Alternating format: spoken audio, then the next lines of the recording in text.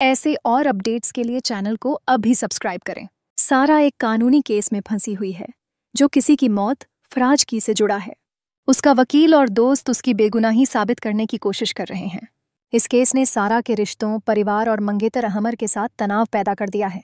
सारा और सैम के बीच भी खिंचाव दिख रहा है और लगता है कि सारा की मौजूदगी से घर का माहौल भी तनावग्रस्त हो गया है।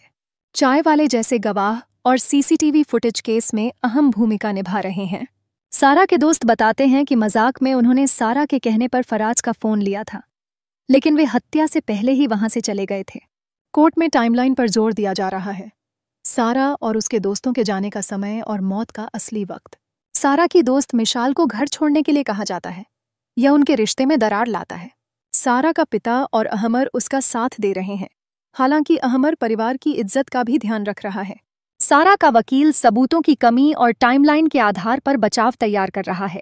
सारा की आंटी दीबा को शक है और उनका कड़वा रवैया सारा की मुश्किलें बढ़ा रहा है। कोर्ट रूम के दृश्य में दिखाया गया है कि दोस्तों की गवाही से सारा को बेगुनाही साबित करने का मौका मिल रहा है। सारा कमजोर है, लेकिन अपनी बेगुनाही साबित करने के लिए दृढ़ संकल्पित है।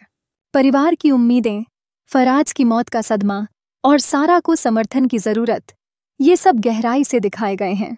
मंगेतर अहमर सारा और परिवार की इज्जत के बीच फंसा हुआ है। मिशाल के जाने से दिल टूटने और विश्वासघात की झलक मिलती है, जिससे पारिवारिक रिश्तों में तनाव बढ़ता है।